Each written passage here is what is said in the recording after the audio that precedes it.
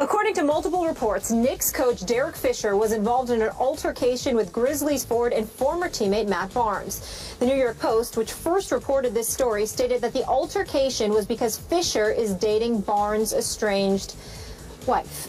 Stephen A., what's your reaction to this?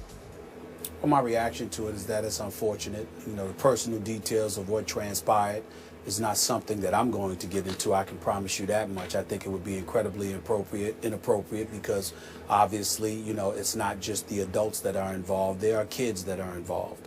From my understanding, that's obviously something that that incited Matt Barnes to some degree. Nevertheless, it's not something that obviously makes Derek Fisher look good. I know both of these guys. I respect the hell out of both of these guys. And on a personal level, I'm certainly not going to go into the details of what I obviously have heard. But what I will tell you is that if you're Derek Fisher, you know, regardless of how Matt Barnes looked because of his checkered past in terms of, you know, saying something to James Harden's mom and, you know, some of the things that he has spewed to other folks in the stands on occasion, the person that really looks bad to some degree is a Derek Fisher. You are the coach of the New York Knicks, and although you were out in California to see your family, your children, you remember he filed for a divorce last March. His kids are in Los Angeles with his wife, with his you know, estranged wife Candace, who I know as well. You know, the situation is very shaky, to say the least. But when you're out there and you end up having to miss a day in training camp fresh off of a 17-65 season and you're not with the team, I think that Frank Isola of the New York Daily News, my friend, somebody that I know covers the Knicks over the past 16 years better than anybody that I've seen in quite a long time, he knows when he sits there and says and writes that the free pass that Derek Fisher had last year, that honeymoon period is now officially over. He's absolutely right, because you don't need to have any kind of distractions. The New York Knicks are bad enough all by themselves. I suspect they'll be better this year with Aflalo and Robin Lopez added to the squad. But you are fresh off of a 17-65 season, which, if you can believe it, is the worst in franchise history, worse than anything we had seen prior to last season. When you take that into account, along with the fact that there are questions about Phil Jackson's involvement, and suddenly he's going to be more involved, even though he was paid $12 million a year to be involved from the beginning, and then you bring in a coach who's never coached on any level before, and you have the kind of season that you had, and then you combine that with filing for a divorce, with having or being involved with a woman that's on the show Basketball Wives, which, in all honesty, I mean, I have no opinion about that, but I happen to know the NBA is appalled by the show. It makes them cringe. At least that's what I've heard from folks inside the NBA office, and certainly Frank Isola accurately wrote that as well. I just think that puts Derek Fisher in a spot that he doesn't need to be in. It's not my place to get into their personal business. I don't roll like that. I'm not about to now. Fisher and Matt Barnes have to handle their own business. But I will say this, Matt Barnes, the NBA has no business getting involved with Matt Barnes as opposed to it being fine. You need to talk to him and make sure that that's not something that happened again. But Matt Barnes didn't just react because of who it is. He reacted because it's the mother of his children. And in Fisher's case, you're grown. You're not just a player now, you're a coach. Yep. And right, wrong, or otherwise, you've got to be the bigger man and be sensitive to that. This is not one of those situations where either deserves to be fined, nor do they deserve people like myself and others commenting about their personal business. And I definitely don't think that it's the NBA that should get involved from fining them. They should just sit there and say, chill, and let's make sure that this is not something that ever happens again, and leave it at that, because this ain't some, you know, small, immature beef. Yep. All I'm going to say is children are involved. Let's leave it at that. I am 100% with you on that one, Stephen A. We're going to get Skip's take after the break. Stay right here on First Take. Welcome back to First Take, presented by Bass Pro Shops. Before Before the break, we were discussing the Derek Fisher Matt recently had, and we heard Stephen A's take. Skip, we didn't get to hear from you. What's your reaction to this whole situation? Stephen A., you've often said on this show that a player's personal business is his personal business, and you will stay out of that personal business as it relates to your job of reporting on the NBA. And I sometimes say, I'm with you to this point. If what a player is involved in off the court starts to impact or affect his performance on the court, then it becomes germane to what we're discussing here on this show. Now,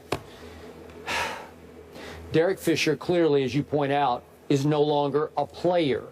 He is the head coach of the New York Knicks. And I know they're pathetic. I know they're a disaster. I can't remember all the words that you've used. What's your favorite expression about the Knicks? They're a travesty or whatever they are. All those a basketball abomination. Yeah, basketball but abomination. But they'll be better this year. Okay, fine. I get that, but they're the once storied New York franchise that has a great but distant past and tradition. And Derek Fisher has to accept that he has now a new responsibility to be the face of that franchise right now. I know Carmelo is too, but Derek Fisher, is the new head coach, has to assume that he's the face of the franchise and the tone setter for that franchise.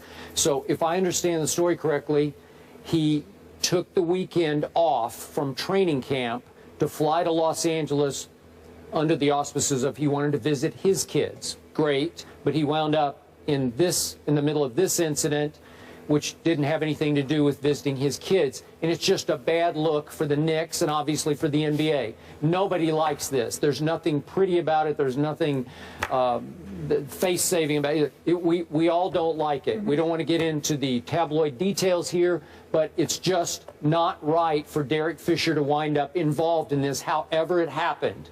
So he just has to continue to grow up as a head coach and realize, I can't involve myself in these kind of situations anymore. Maybe as a player, it was a little different. As a head coach, no, sorry. I completely agree. I have nothing to add to that. You're absolutely right. All right, let's leave. First Take is presented by Bass Pro Shops. Your adventure starts here. And in part by AT&T, mobilizing your world. After starting 57 straight games for the Colts, including the playoffs, Andrew Luck will miss his second straight game tonight versus the Texans. According to our Adam Schefter, Matt Hasselbeck will get the nod in his place. Stephen A., how worried are you about your Super Bowl pick, or is this just a mere bag of shells? Well, I've already given up on them as my Super Bowl pick, which I announced last week. They just look like a shell of themselves. They're not what they're supposed to be. They rank very low in the league, around 25th to 26th in terms of their running game. I'm not impressed with what I'm seeing right now. You know, Frank Gore obviously is Frank Gore, but at the same time, you would expect them to have done more. They're ranking 26th in terms of their run and attack. I'm just not sold on them. And so for me, I look at it from that perspective. Even though Frank Gore is doing this thing, averaging more than 4 yards a carry, I don't know if he's not being utilized enough, if Gregson and Pagano haven't shored up the offensive line. Maybe it's Andre Johnson and those guys ain't doing much. I don't know. I'm going to pick them to win tonight because the Texans have injuries, but I'm not sold on the coach right now. So they're now a mere bag of shells of themselves. Yes. Is that fair to say? Okay. Yes. Yeah, I got it. Okay, the irony of what happened to your Colts last week may have been lost on you because they actually did remain barely afloat because they managed to overcome Jacksonville. I watched because Jacksonville's new kicker, a kid named Myers, missed 2 easy field goals at the end in overtime, regulation overtime, at Indy that allowed the Colts to survive to be 2-2. And why is he kicking for the Jacksonville Jaguars? Because they traded away Scooby-Doo Scrubby. Remember the guy you ridiculed at Pittsburgh? They traded him to obviously your Steelers. And then in the toughest place to kick in the National Football League, you condemned him for missing late field goals there, which nobody can make because it's just impossible to kick in those conditions. Sweezum did a good job. Sweezum did a good job before he got injured. He was okay, but I don't know that he could have made a 50-yard field goal because they're rarely made there. It's just impossible at Heinz Field to kick in the tricky gusts and the wind. So Scooby-Doo Scrubby, if he had still been in Jacksonville, where he was a very clutch kicker, 5 out of 5 on walk-off kicks, I'm pretty sure he would have been 6 out of 6 on walk-off kicks inside in Indy, and that would have completely done in your Colts because it would have dropped them to 1 and 3. Am I right about that?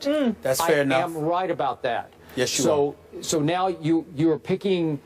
You're sticking with them tonight to win? Tonight because, you know, DeAndre Hopkins may not play. I don't know how many weapons they have for the I think the Texans have some injuries, and that's the problem. I think, you know, to me, the Colts, I have not been impressed with them, but I think that the Texans have too many injuries, and the Colts can find a way to squeeze this out. I think the Texans have to win this game. They're a 4-point I think that they have to win it. They have to win it, but Skip, they just don't have enough. Okay. I agree with you. They have to win. They just don't have enough. I think the Texans are going to put your Colts almost out of their early season misery here. Like I wouldn't be surprised. Yep. I wouldn't be surprised. I ain't gonna lie. All right. How about those Cubbies, guys? How about those Cubbies? Right? This is going to be their year. Meant to be. Not against the Mets. We'll see. See you guys tomorrow. We'll be picking all the games.